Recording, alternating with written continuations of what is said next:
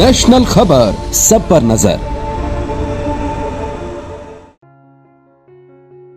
कमर का दर्द, slip disc, sciatica या सर्वाइकल स्पॉन्डिलोसिस।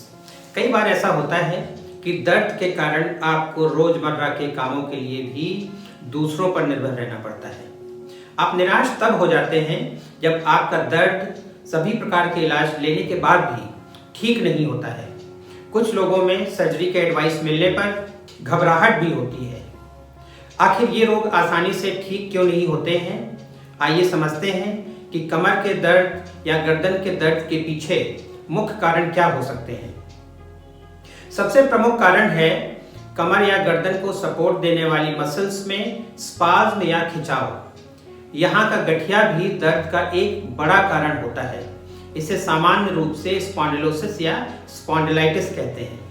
तीसरे सबसे बड़े कारणों में है स्लिप डिस्क या स्पॉन्डिलोलिस्थेसिस। स्लिप डिस्क किसी भी उम्र के व्यक्ति को हो सकता है। इसके पीछे कारण हैं जैसे कोई भारी वजन उठाना या ये किसी चोट लगने से या गिरने से भी हो सकता है।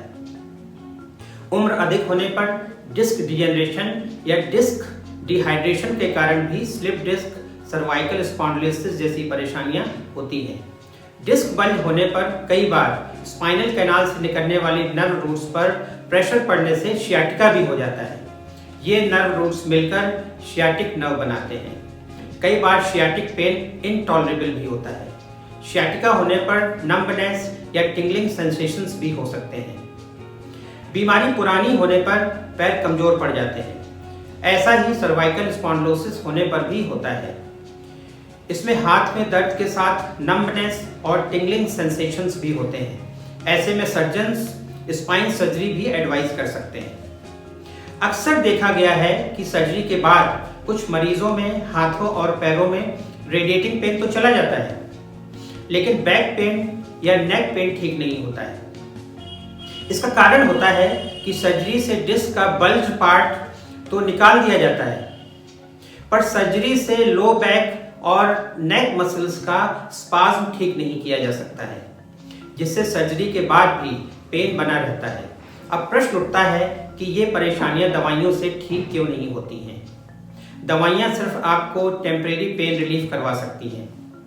ऐसी बीमारियों में या तो टिश्यू डिजेनरेशन होता है या फिर स्ट्रक्चरल इम्बैलेंस हो जाता है। दवाइयां ना तो डिजेनरेशन चेक कर सकती हैं और ना ही स्ट्रक्चरल इम्बैलेंस करेक्ट कर सकती हैं।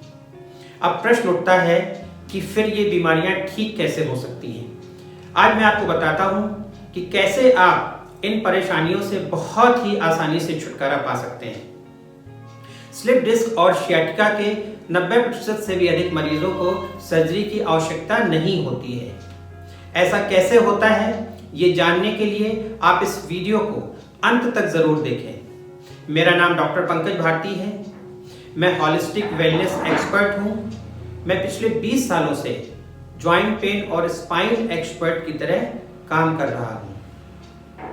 इस दौरान मैंने अपने डॉक्टरों की टीम और अपने एक्सपर्ट थेरेपिस्ट के साथ मिलकर 2 लाख से भी ज्यादा मरीजों का इलाज किया है। हम लोगों ने भारत के राष्ट्रपति, कई नेशनल लीडर्स, कई राज्यों के governors, international sports persons, celebrities के साथ देश और विदेश के अनेकों लोगों का भी इलाज किया है। आज इस वीडियो में मैं इन सभी बीमारियों को ठीक करने के लिए एक बहुत ही आसान प्रोग्राम, हॉलिस्टिक करेक्टिव प्रोग्राम के बारे में बात करूंगा। रीढ़ की हड्डी वर्टिब्री नामक बोन से मिलकर बनी होती है। इसके बीच एक कुशन होता है। इस कुशन को डिस्क कहते हैं। डिस्क वेट बियरिंग के साथ स्पाइन के मूवमेंट्स और फ्लेक्सिबिलिटी को कंट्रोल करता है। डिस्क बॉडी वेट को भी सभी तरफ इक्वली डिस्ट्रीब्यूट करने में भी हेल्प करता है। डिस्क के 2 पार्ट्स होते हैं। आउटर पार्ट को एन्युलस फाइब्रोसस कहते हैं। ये रेडियल टायर जैसा टफ फाइब्रस स्ट्रक्चर होता है। इनर पार्ट न्यूक्लियस पल्पोसस कहलाता है। इसमें जेली जैसा सब्सटेंस भरा होता है। अगर मैं स्लिप डिस्क या डिस्क बल्ज की बात करूं, इस बीमारी की स्टेजेस जानना बहुत जरूरी है। इसकी 4 स्टेजेस होती हैं।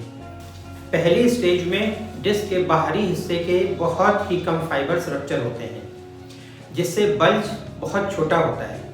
इसे डिस्क प्रोट्रूजन कहते हैं। दूसरी स्टेज में न्यूक्लियस वाला हिस्सा न्यूक्लियस फाइब्रोसिस की सभी लेयर्स को रप्चर कर आउटर वॉल तक चला जाता है। इस कंडीशन को डिस्क प्रोलैप्स कहते हैं। तीसरी स्टेज में न्यूक्लियस वाला हिस्सा एन्युलस फाइब्रोसिस की वॉल में एक होल कर देता है और ये इससे बाहर निकल जाता है। इस कंडीशन को डिस्क एक्सट्रूजन कहते हैं। फोर्थ स्टेज सबसे एडवांस स्टेज मानी जाती है। इसमें बल्ज पार्ट का सिक्वेस्ट्रेशन हो जाता है। डिस्क के न्यूक्लियस पार्ट में 84% तक वाटर होता है। मैंने जैसा बताया कि ये जेली लाइक सब्सटेंस का बना होता है। डिस्क की जेली लाइक प्रॉपर्टी के कारण ही इस प्रोग्राम से अधिकांश मरीजों में ये पूरी तरह ठीक हो जाता है। इसमें सबसे पहले सर्वाइकल या लंबर स्पाइन का मसल स्पैज्म रिलीज करवा दिया जाता है। मसल स्पैज्म रिलीज होने से स्पाइन का कर्वेचर नॉर्मल हो जाता है। स्पाइन इलॉन्गेटेड एस शेप्ड होती है। कर्वेचर नॉर्मल होने के साथ इसे डीकम्प्रेस कर दिया जाता है। डीकम्प्रेशन से सक्शन प्रेशर जनरेट होता है, जिसके कारण डिस्क बल्ज अपनी जगह वापस आ जाता है, जिससे नर्व रूट पर पड़ने वाला प्रेशर खत्म हो जाता है। प्रेशर खत्म हो जाने से पैरों और हाथों में जाने वाला पेन, नंबनेस और टिंगलिंग सेंसेशंस ठीक हो जाते हैं। मसल स्पैज्म रिलीज हो जाने से बैक पेन और नेक पेन भी ठीक हो जाते हैं। स्लिप डिस्क होने पर अगर हम तुरंत इस चिकित्सा को लें तो मरीज को ठीक होने में बहुत कम समय लगता है।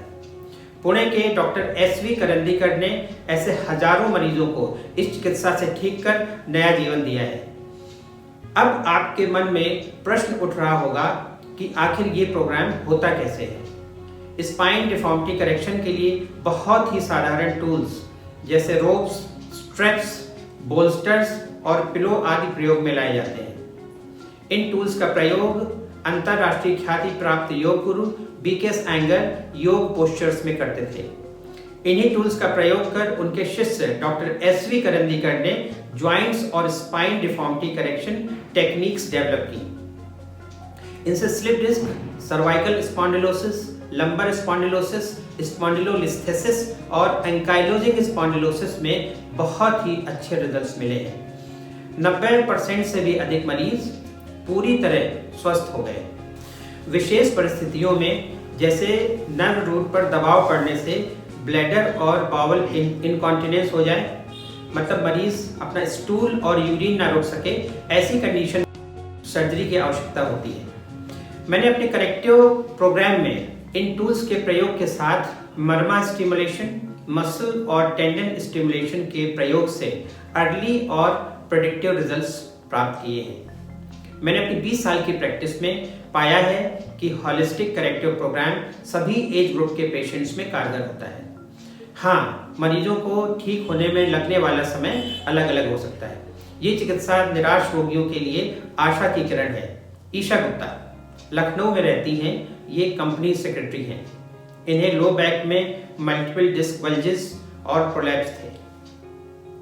ये कई महीनों से पूरी तरह बेड रिडन भी थी। डॉक्टर्स ने तो यहाँ तक कह दिया था कि ये अब कभी भी नॉर्मल लाइफ नहीं लीड कर पाएंगी। इन्होंने ट्रीटमेंट ऑप्शंस एक्सप्लोर किए और हॉलिस्टिक करेक्टिव प्रोग्राम पर अपना भरोसा जताया। आज ये सालों बाद भी न सिर्फ पूरी तरह से स्वस्थ हैं, बल्कि शादी के बाद इनका एक बहुत खूबसूरत बेटा भी है। इस प्रोग्राम ने ईशा जैसे हजारों लोगों को खुशियां बांटी हैं। सुधार के बाद सभी मरीजों को कुछ साधारण नेक और लो बैक एक्सरसाइजेस करने की भी सलाह दी जाती है, जिससे ये परेशानियां दोबारा होने की संभावना ना रहे। स्पाइन रिलेटेड ऐसी परेशानियों के लिए पूरी दुनिया में कहीं पर भी इस इलाज से बेहतर कोई दूसरा विकल्प नहीं है। अगर आप या आपका कोई अपना cervical spondylosis, lumbar spondylosis, slip disc, sciatica, spondylolisthesis या एंकाइलोजिंग स्पॉन्डिलोसिस जैसी किसी भी तरह की बीमारी से दुखी है, तो उन्हें हॉलिस्टिक करेक्टिव प्रोग्राम के बारे में सबसे पहले सोचना चाहिए। ये इलाज आपको खुशियों की गारंटी देता है। आप हमारे किसी भी डॉक्टर से हमारे सेंटर पर कंसल्ट कर सकते हैं। आप ऑनलाइन भी कंसल्ट कर पूरी दुनिया में कहीं से भी टेक्नोलॉजी की मदद से इस प्रोग्राम को ले सकते हैं। अगर आपको हमारा ये वीडियो पसंद आया तो इसे लाइक करें, शेयर करें और हमारे चैनल को सब्सक्राइब करने के साथ ही बेल आइकन को प्रेस करना ना भूलें, जिससे भविष्य में हमारे सभी वीडियो के अपडेट्स आपको लगातार मिलते रहें। धन्यवाद, नमस्कार।